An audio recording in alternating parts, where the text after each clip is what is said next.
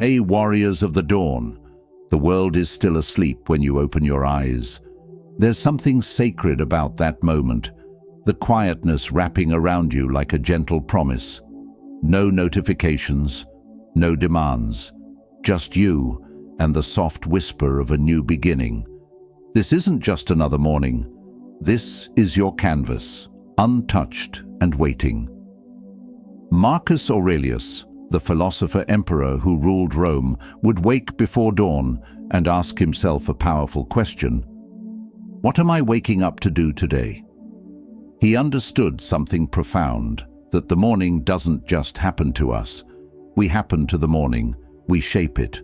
We breathe life into it with our choices, our thoughts, our willingness to rise when comfort begs us to stay. There's a reason the ancient Stoics treated dawn as sacred. They knew that how you begin shapes everything that follows. The morning is where transformation lives. It's where the person you want to become meets the person you are right now. And in that meeting, in that quiet confrontation with yourself, real change becomes possible. Think about water flowing down a mountain. It doesn't rush all at once.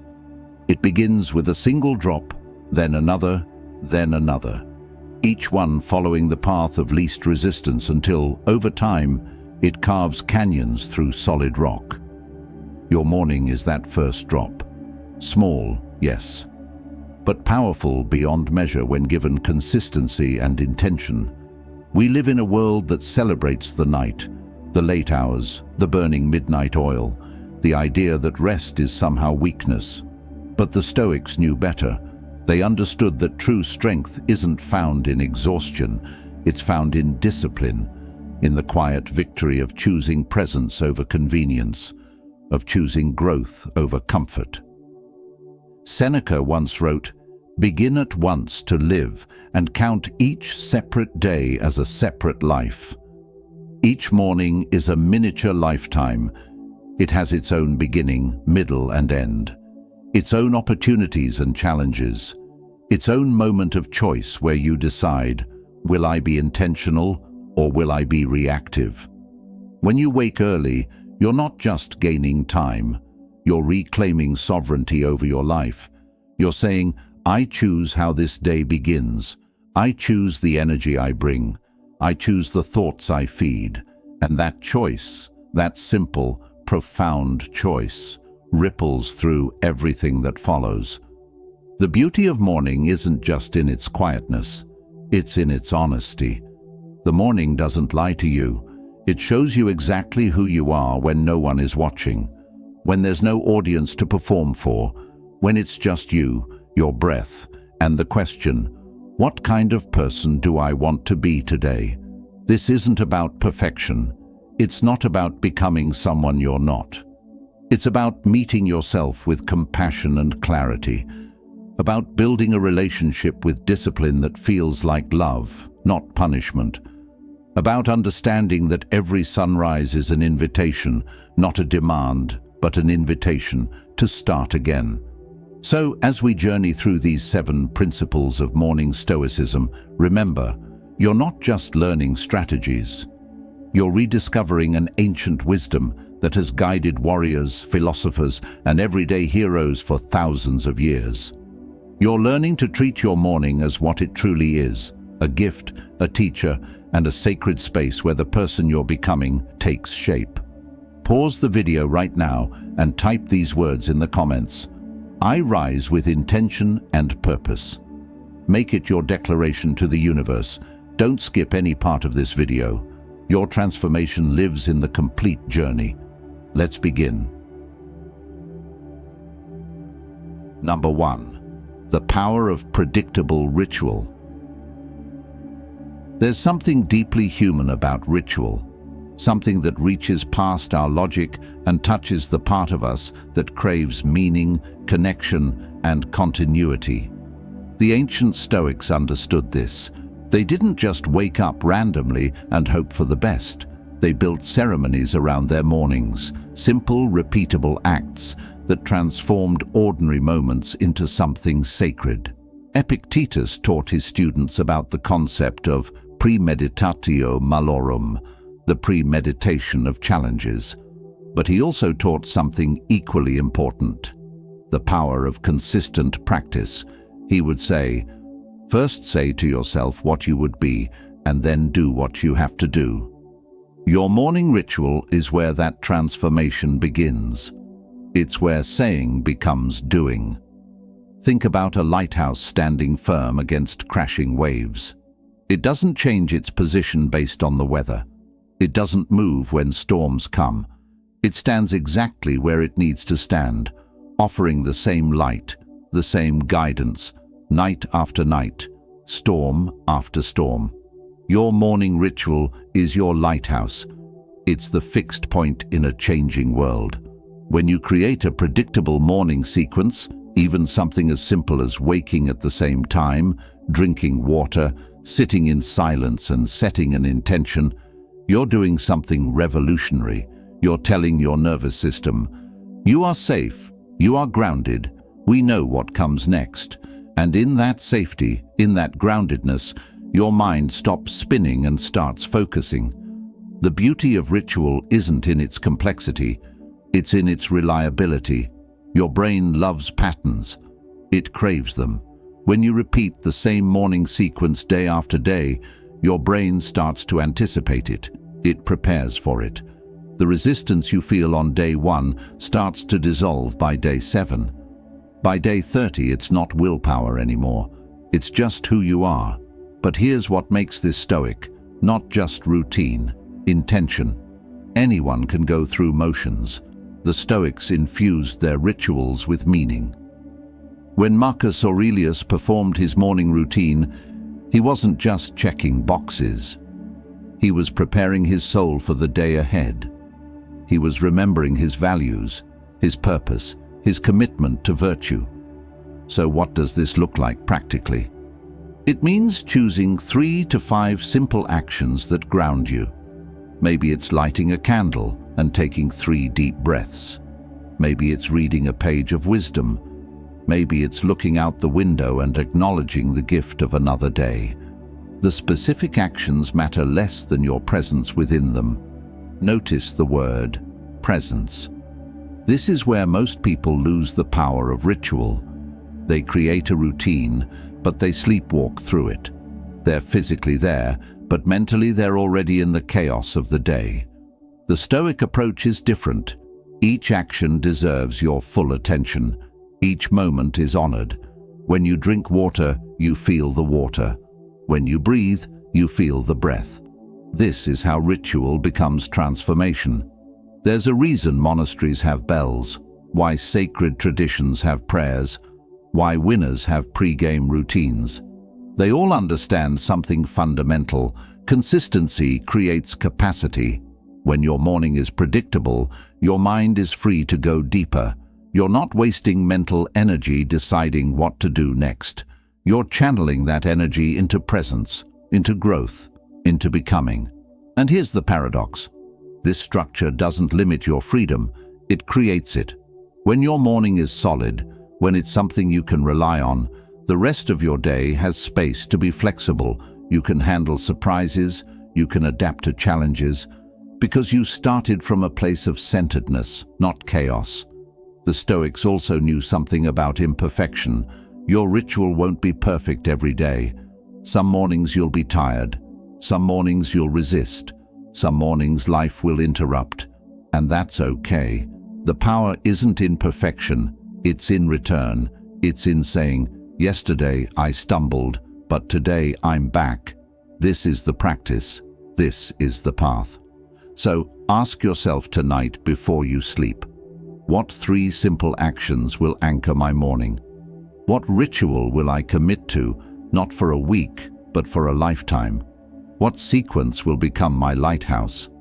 Because once you answer these questions and begin, you're not just changing your morning, you're changing the entire trajectory of your life. If this resonates with your soul, let me see you commit below. Write, my morning ritual is my foundation. And watch how speaking it makes it real. Number 2, Winning the battle before it begins. The greatest battles are won before the sun rises. Not on the battlefield, but in the mind. Not with swords, but with decisions. The Stoics knew this truth intimately. They understood that the war for your day isn't fought at noon when chaos arrives. It's fought in those precious early moments when you choose your state of mind. There's a concept in Stoic philosophy called the discipline of assent. It means you have the power to choose which thoughts you accept and which you reject. But here's what most people miss. This power is strongest in the morning. Your mind is fresh, unburdened by the day's accumulation of stress and reactivity. This is your advantage. This is your window. Think of your mind as a fortress. Every day, countless forces will try to breach its walls. Anxiety about deadlines, worry about relationships, fear about the future, anger about the past. If you wait until these forces are at your gate, you're already defending. But if you fortify your mind in the morning, before the siege begins, you stand from a position of strength. Marcus Aurelius practiced what he called morning meditation. He would sit with himself and prepare for the day ahead, not by planning every detail, but by remembering his principles. He would remind himself, "Today I will meet difficult people. They may be angry, ungrateful, or deceitful, but I will not let their actions disturb my inner peace. I am in control of my responses, not their actions." This is what winning before the battle looks like. You're not pretending challenges won't come. You're preparing yourself to meet them with grace instead of reaction. You're choosing your emotional baseline before life tries to choose it for you. When you wake and immediately check your phone, you're inviting the world to set your emotional tone. Someone else's emergency becomes your urgency. Someone else's anger becomes your agitation. Someone else's expectations become your anxiety. You've surrendered the battle before you even knew it was happening. The Stoics would see this as voluntary slavery, giving away your freedom to external circumstances. But when you wake and give yourself time before engaging with the external world, something powerful happens. You remember who you are beneath all the roles and responsibilities. You reconnect with your values. You choose the lens through which you'll view the day. This isn't escaping reality. This is preparing to engage with reality from a place of wisdom rather than fear. Consider the athlete before the game. They don't just show up and react. They visualize. They breathe. They center themselves. They remember their training. They choose their mindset. Your life deserves the same preparation. Every single day is a game worth preparing for. Every morning is your locker room moment. The practical application is simple but profound. Spend the first few minutes of your waking life in deliberate thought. Not worry, not planning, but philosophical preparation. Ask yourself, what kind of person do I want to be today? What values will I embody regardless of circumstances? What challenges might arise, and how will I meet them with wisdom? Seneca wrote, "We suffer more in imagination than in reality." The morning is where you break this cycle. Instead of imagining worst-case scenarios that trigger anxiety, you imagine best-case responses that trigger readiness. You don't visualize failure, you visualize resilience. You don't rehearse panic, you rehearse peace. This is also where gratitude becomes a weapon. Not the shallow checklist kind of gratitude, but deep acknowledgement of what you have. When you start your day by recognizing what's already working, what's already beautiful, what's already enough, you build psychological armor. Complaints can't penetrate as easily. Comparison loses its sting. Dissatisfaction has nowhere to root. The Stoics believed in amor fati, love of fate. This means embracing whatever comes with openness rather than resistance. But this isn't passive acceptance. It's active choice. And that choice is made strongest in the morning when you decide, whatever happens today, I will find the lesson. I will find the growth. I will find the opportunity hidden within the challenge. Here's the truth most people never realize. You don't need to control life to live well. You only need to control your relationship with life. And that relationship is established fresh every morning. It's not permanent. It's not fixed. It's a daily renewal of your commitment to respond with wisdom, courage, and grace. So tomorrow morning, before you reach for your phone, before you start planning, before you engage with anything external, take 3 minutes. Sit. Breathe. Remember who you are. Remember what you stand for. Prepare your mind for whatever comes. Win the battle before it begins. Here's your power move. Drop this in the comments. I choose my response before the world chooses for me. Say it out loud, then write it down. Let's claim this together. Number 3, the holy hour of silence. There's a reason every wisdom tradition honors silence. It's not empty. It's full of presence, full of clarity, full of the truth that gets drowned out by noise. The Stoics didn't just tolerate silence, they sought it hungrily. They knew that in the quiet, we hear what matters most. And the morning, before the world awakens, is when silence is most accessible and most powerful. Zeno of Citium, the founder of Stoicism, taught that wisdom begins with listening, not just to others, but to ourselves. But how can we hear our own inner voice when we're constantly feeding ourselves external input? The morning silence isn't about blocking the world out. It's about tuning yourself in. Think of silence like the surface of a still pond. When there are no ripples, no disturbances, you can see clearly to the bottom. You can see the truth of what lies beneath. But the moment you throw a stone, a notification, a thought spiral, a rush into activity, the clarity vanishes. The morning is your opportunity to protect that stillness before the inevitable stones begin to fly. This isn't about meditation in the formal sense, though that's beautiful too. This is about something even simpler. Being. Just being. Sitting with yourself without agenda, without trying to fix anything or become anything or achieve anything. Just breathing, just existing, just allowing the profound simplicity of aliveness to wash over you. There's a Japanese concept called ma, the space between things. Not the things themselves, but the space. The pause between notes that makes music meaningful. The silence between words that gives language power. The rest between movements that allows dance to breathe. Your morning silence is the ma of your life. It's what makes everything else meaningful. Western culture has trained us to fear silence. We fill every gap with sound, distraction, stimulation. We've forgotten that silence isn't absence, it's presence. It's not nothing, it's everything.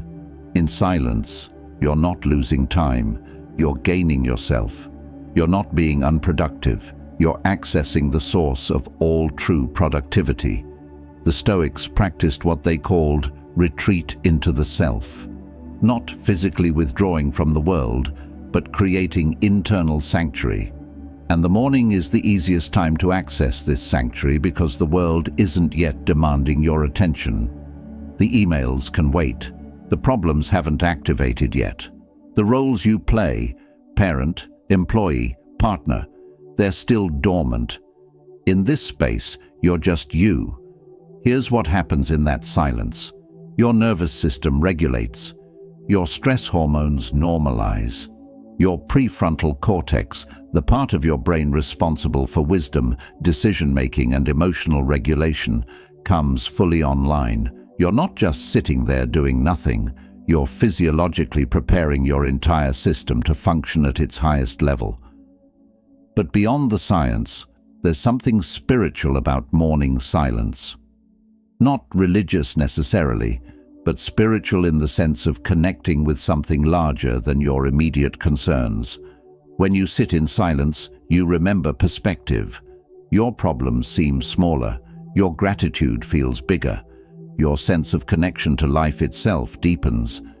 Epictetus said, "We have 2 ears and 1 mouth so that we can listen twice as much as we speak." But he also could have said we have silence and noise so we can embrace silence twice as much as we create noise. In the silence, we listen to life. We listen to our intuition. We listen to the wisdom that's always been there but gets drowned out by constant doing. The practical practice is beautifully simple. Set a timer for 10 minutes. Sit comfortably, close your eyes or soften your gaze, and do absolutely nothing. Don't meditate with technique. Don't visualize. Don't affirm. Just be. If thoughts come, let them pass like clouds. If feelings arise, let them move through you. You're not trying to achieve a special state. You're simply resting in the state you already are. Some mornings your mind will be quiet. Some mornings it will be loud. Both are perfect. The practice isn't about controlling your inner experience. It's about being present to it without judgment. This is how you build self-awareness. This is how you develop the capacity to notice your patterns without being enslaved by them. The gift of morning silence is cumulative. The first day might feel awkward. By day 7, you'll notice subtle shifts. By day 30, you won't recognize the person you were before. Not because you've become someone different, but because you've become more fully yourself. The noise was covering your truth. The silence reveals it. Listen, if you felt that truth, don't just nod along, type it below. In silence, I find my truest self. Let your fingers seal what your heart already knows. Number 4. Moving with purpose, not pressure. The body remembers what the mind forgets. It holds tension, stores stress, carries yesterday's burdens into today's dawn. The Stoics understood that wisdom isn't just philosophical, it's physical. When Marcus Aurelius prepared for his day, he didn't just meditate. He moved. He understood that a stagnant body creates a stagnant mind, and that movement in the morning is a conversation between who you were yesterday and who you're becoming today. There's an ancient principle called pneuma in Stoic philosophy, the vital breath, the life force that connects body and soul. The Stoics believed this force needed circulation, activation, awakening, not through frantic exercise or punishing routines, but through intentional movement that honors the gift of your physical form. Think about a river that's been frozen all winter. When spring arrives, the ice doesn't shatter violently.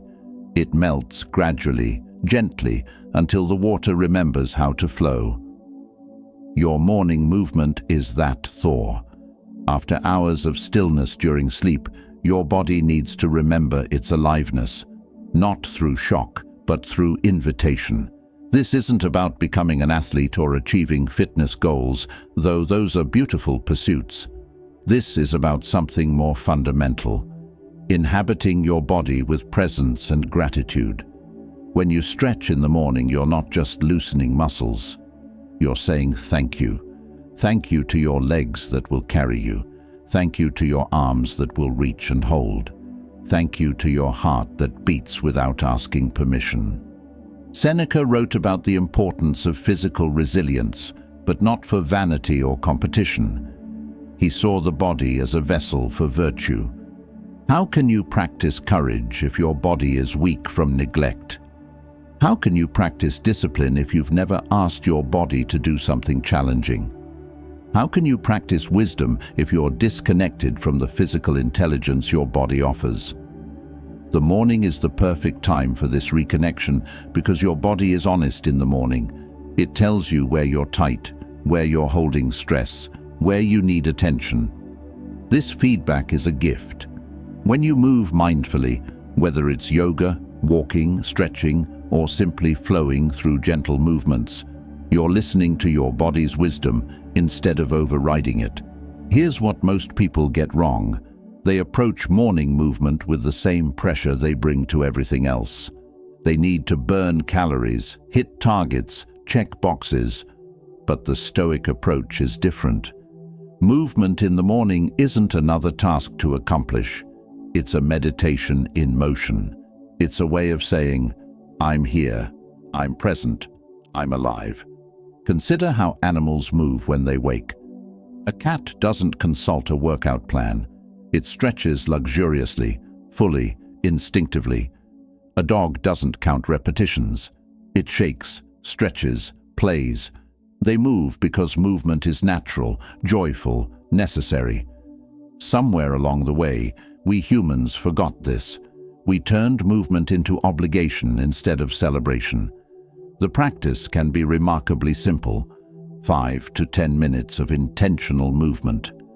Maybe you flow through gentle stretches, feeling each part of your body wake up. Maybe you walk outside and let your legs remember their strength. Maybe you dance to a song that makes your soul feel alive. The specific form matters less than your intention and presence. What transforms this from exercise to Stoic practice is mindfulness. As you move, you notice. You notice your breath deepening. You notice tension releasing. You notice energy beginning to circulate. You're not dissociating from your body. You're coming home to it. You're not punishing it for not being enough. You're thanking it for being exactly what it is. There's also something profound about moving before the world makes demands on you. When you move on your own terms, in your own time, at your own pace, you're practicing autonomy.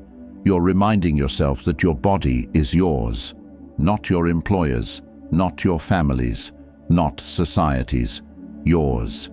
And you get to care for it with love, not force.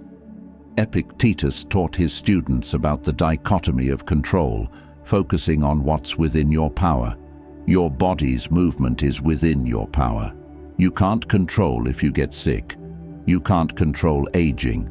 You can't control genetics. But you can control whether you honor your body with conscious movement each morning. That's your realm of power. That's where your dignity lives. And here's the beautiful ripple effect. When you move your body with intention in the morning, you carry that intentionality into everything else. The way you move through conversations, the way you move through challenges, the way you move through your entire day. Physical intentionality breeds mental intentionality. They're not separate, they're one unified practice. So tomorrow morning, after your silence, move. Not because you have to, but because you get to. Not to fix yourself, but to celebrate yourself. Not with pressure, but with purpose. Before you move to the next part, leave this promise below. I honor my body with purposeful movement. Your future self is watching. Make them proud. Number 5. Feeding your mind before the world feeds you. What you consume in the morning becomes the soil from which your thoughts grow all day. The ancient Stoics were meticulous about this. They didn't start their days absorbing gossip, tragedy, or triviality. They fed their minds deliberately, carefully, sacredly, with wisdom, truth, and philosophy. They understood that mental nutrition is as important as physical nutrition, perhaps even more so. Marcus Aurelius kept a journal that we now call Meditations. But here's what most people don't realize. These weren't just reflections written at night. Many were morning preparations. He would write reminders to himself about how to think, how to respond, how to embody his values. He was programming his mind before the day could program it for him. There's a reason every sacred tradition has morning prayers, readings, or contemplations. It's not superstition, it's psychological wisdom. The first thoughts you think, the first words you read, the first ideas you entertain, they set the frequency for everything that follows. It's like tuning an instrument before a performance. You wouldn't start playing without tuning first. Why would you start your day without tuning your mind? Think about the difference between two mornings. In one, you wake and immediately scroll social media, absorbing other people's curated lives, manufactured outrage, and endless comparison. In the other, you wake and read a paragraph of wisdom from a philosopher, poet, or thinker who elevates your perspective. Which morning creates a person capable of wisdom? Which creates anxiety? The Stoics had a practice called morning reading of the philosophers. It wasn't academic. It wasn't about accumulating knowledge. It was about reminding themselves of what they already knew, but easily forgot under pressure. Seneca would read Epicurus. Marcus would read Epictetus. They fed their minds with truth before the world could feed them with nonsense. Here's the profound part. You don't need to read for an hour. You don't need to finish books. You need to read for resonance. One paragraph that lands in your soul is worth more than 10 chapters that pass through your mind without touching anything. Quality over quantity, depth over breadth, transformation over information. Choose your source wisely. Maybe it's Stoic philosophy. Maybe it's poetry that opens your heart. Maybe it's spiritual texts that ground your values. Maybe it's biographies of people who inspire your courage. The content matters less than the intention. You're choosing what shapes your thinking. You're being deliberate about the mental seeds you plant. There's a concept in psychology called priming. Whatever you expose yourself to first influences how you perceive everything that follows. If you prime yourself with wisdom, you'll perceive your day through the lens of wisdom. If you prime yourself with drama, you'll perceive your day through the lens of drama. You're not just reading words. You're choosing the lens through which you'll see life today. Epictetus taught, "Don't explain your philosophy, embody it." But how do you embody something you haven't reminded yourself of? The morning reading is that reminder. It's not about learning new truths. It's about remembering eternal ones. It's about saying, "Oh yes, this is who I want to be. This is what matters. This is how I want to show up." And here's the antidote to overwhelm. Your morning reading isn't another thing to stress about. It's not homework. It's nourishment. It's medicine. You don't force medicine down your throat begrudgingly. You take it gratefully because it heals you. Approach your morning reading the same way. This is healing for your mind. The practical application is beautifully simple. Keep one book, one journal, one source of wisdom by your bed or in your morning space. Before you engage with any other input, before news, before messages, before screens, read one page, one paragraph, one passage. Let it settle in your mind. Let it infuse your thinking. Let it become the foundation of your day. Some mornings, a single sentence will be enough. It'll hit you differently. It'll illuminate something you needed to see. Other mornings, you'll read more, drink deeper. Both are perfect. The practice isn't about quantity. It's about consistency and quality. It's about feeding your mind before the world tries to fill it with junk. The Stoics also knew the power of memorization. They would commit passages to heart so that in difficult moments, wisdom would be immediately accessible. You might do the same. When a passage resonates deeply, write it down, repeat it. Let it become part of your internal dialogue. Let it be the voice that speaks up when fear tries to dominate. You are the gatekeeper of your mind. The morning is when you decide what enters first. Choose wisdom, choose truth, choose nourishment, choose growth. Number 6, setting intention, not just goals. There's a crucial difference between goals and intentions, and the Stoics understood this distinction with razor-sharp clarity. Goals are about outcomes you hope to achieve. Intentions are about the person you choose to be. Goals depend on circumstances outside your control. Intentions depend only on you. And in the morning, Before the unpredictability of life unfolds, you have the power to set your intention, to decide not what will happen, but who you will be regardless of what happens. Marcus Aurelius faced this reality every day. As Emperor of Rome, he couldn't control whether his armies would win, whether his advisors would be loyal, whether his health would hold. But he could control his character. Every morning he would set his intention. Today I will be just. Today I will be patient. Today I will be courageous. Not today I will win, but today I will be worthy of whatever comes. This is the heart of Stoic wisdom, the recognition that external outcomes are ultimately beyond our complete control, but our internal state, our choices, our character, these are our kingdom. And the morning is when you claim your throne. When you set your intention, you're not planning your day like a chess game. You're declaring your values like a sacred oath. Think about a compass. It doesn't control where you go. It doesn't guarantee you'll reach your destination, but it always points true north. Your morning intention is your compass. It gives you direction when you're lost. It brings you back when you've wandered. It reminds you what matters when everything else is noise. The modern world obsesses over productivity, achievement, success. We wake up thinking about what we need to do, what we need to accomplish, what we need to prove. But the Stoics would ask a different question. Who do I need to be? Because when you focus on being rather than doing, the doing naturally aligns with your deepest values. When you focus on character rather than achievement, your achievements become meaningful rather than empty. Seneca wrote, "It is not that we have a short time to live, but that we waste a lot of it." The waste he spoke of wasn't about efficiency.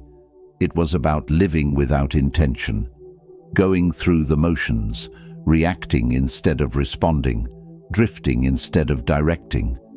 Your morning intention is how you stop the drift. It's how you become the author of your day, instead of just a character in someone else's story. Here's how this looks practically. After you've been silent, after you've moved, after you've fed your mind with wisdom, you ask yourself one powerful question. How do I want to show up today? Not what do you want to achieve, but how do you want to be? Present, patient, courageous, compassionate, honest, peaceful. Maybe today your intention is to listen more than you speak. Maybe it's to respond with grace when someone is difficult. Maybe it's to stay grounded when chaos swirls. Maybe it's to offer kindness even when you're tired. These aren't tasks to check off. These are ways of being to embody. They're not about perfection. They're about direction. The beautiful thing about intentions is that they're always within your control. You can't control whether someone cuts you off in traffic, but you can intend to respond with calm instead of rage. You can't control whether your project succeeds, but you can intend to give your best effort regardless of outcome. You can't control whether people appreciate you, but you can intend to act with integrity anyway. Epictetus taught about the prohairesis, the faculty of choice, the power to decide how we respond to life. But this power isn't automatic. It needs to be activated, reminded, strengthened. Your morning intention is that activation. It's you telling yourself, today I remember my power. Today I choose consciously. Today I lead myself. There's also profound freedom in this practice. When you set an intention instead of just goals, you release the anxiety of outcome. You stop measuring your worth by results. You start measuring it by alignment. Did I show up the way I intended? Did I embody my values? Did I stay true to who I want to be? These questions are answerable. These questions are empowering. Write your intention down if that helps. Speak it aloud. Hold it in your awareness as you move into your day. And here's the key: revisit it. When you find yourself stressed at noon, pause and remember, what was my intention this morning? Let it recenter you. Let it guide you back. Some days you'll embody your intention beautifully. Some days you'll forget it by breakfast. Both are part of the practice. The Stoics weren't about perfection. They were about return. They were about getting up one more time than you fall down, about remembering one more time than you forget, about choosing one more time than you react. Your morning intention is your declaration of autonomy. It's you saying, life may throw anything at me today, but I know who I am. I know what I stand for. I know how I want to move through this world. And that knowing, that clarity, that commitment, it changes everything. Stop scrolling. Stop waiting. Write this below. I choose my character before life chooses for me. This isn't just a comment, it's a contract with yourself. Number 7. Gratitude as foundation, not afterthought. The last principle is perhaps the most transformative, the most countercultural, the most powerful. Beginning your day with gratitude. Not the superficial kind where you list things mechanically, but the deep, bone-level gratitude that changes how you see everything. The Stoics called this amor fati, love of fate. But it starts simpler than that. It starts with opening your eyes and recognizing the profound gift of another breath, another morning, another chance. Marcus Aurelius would begin many of his morning meditations by acknowledging what he had, not just material things, but the gift of consciousness itself, the ability to think, to choose, to love, to grow. He wrote, "When you arise in the morning, think of what a precious privilege it is to be alive, to breathe, to think, to enjoy, to love." This wasn't naive optimism. This was a man who faced war, betrayal, plague, and loss. He chose gratitude, not because life was easy, but because gratitude made life bearable. Here's what most people misunderstand about gratitude. It's not about denying difficulty or pretending everything is perfect. It's about acknowledging what remains good, even when things are hard. It's about recognizing that even in struggle, there are gifts. Even in challenge, there is growth. Even in darkness, there are stars. The Stoics practiced gratitude precisely because life was difficult. Gratitude was their anchor in the storm. Think about two people facing the same challenging day. One wakes focused on what's missing, what's wrong, what might go badly. The other wakes acknowledging what's present, what's working, what's possible. They face the same circumstances, but they experience completely different realities. Gratitude doesn't change what happens. It changes how you meet what happens, and that changes everything. There's neuroscience behind this ancient wisdom. When you practice gratitude, you literally rewire your brain. You strengthen neural pathways that notice beauty, connection, and possibility. You weaken pathways that default to threat, scarcity, and complaint.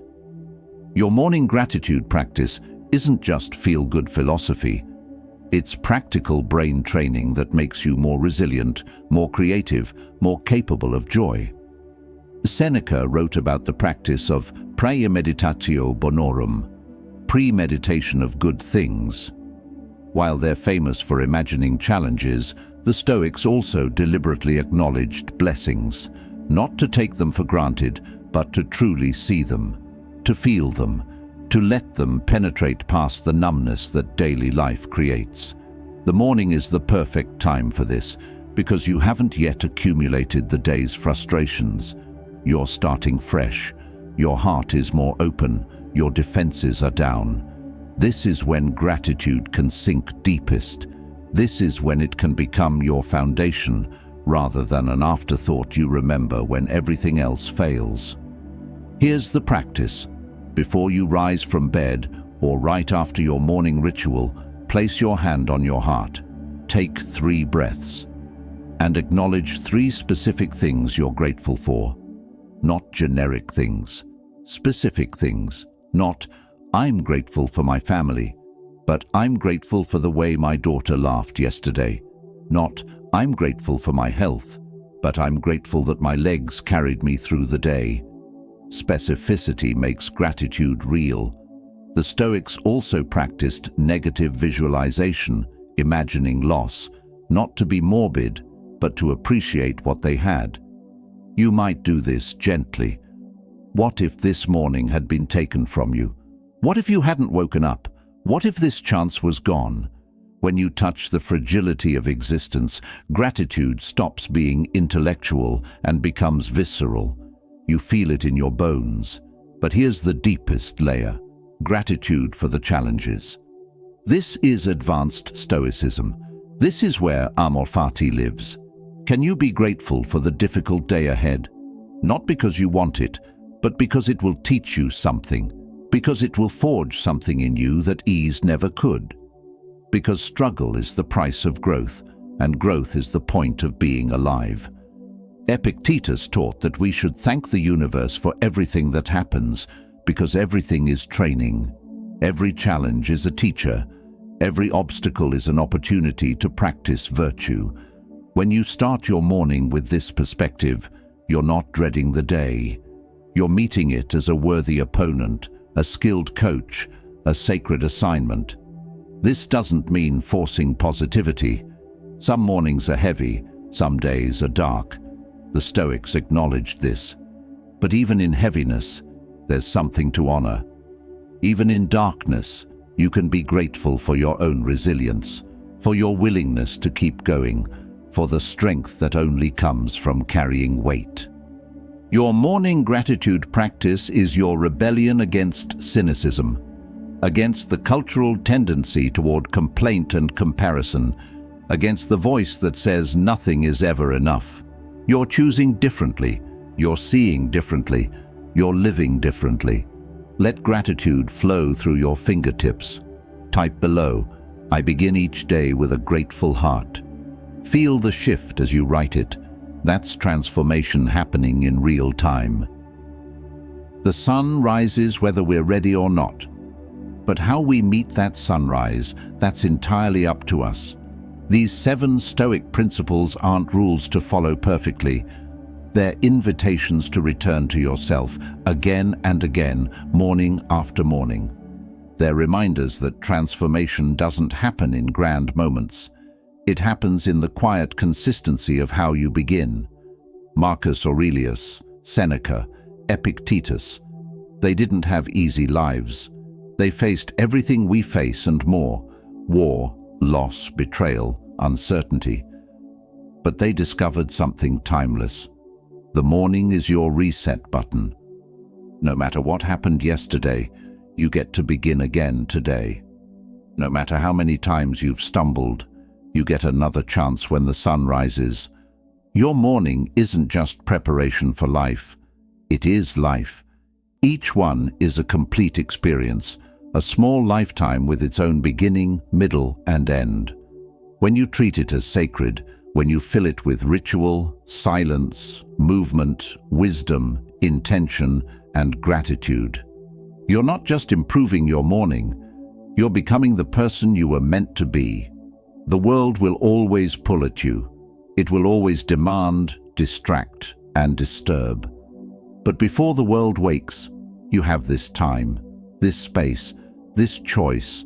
Use it wisely, use it consciously, use it as the gift it truly is. So tomorrow morning, when that alarm sounds, remember, you're not just waking up, you're rising, you're claiming your life, you're practicing the ancient art of living well.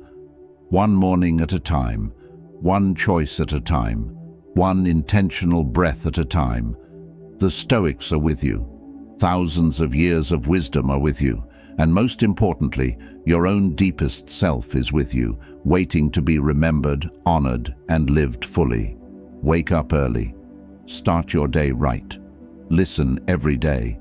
This is how transformation happens. This is how you become who you truly are. This is it, your final commitment. Comment. Every morning I rise as the person I'm becoming. Not tomorrow, not someday. Right now. Do it. If this resonated with you, hit that like button, share this with someone who needs to hear it, drop your commitment in the comments, and subscribe to this channel. We're building a community of people who choose to live intentionally, one morning at a time. Thank you for being here. Thank you for choosing growth. Thank you for rising.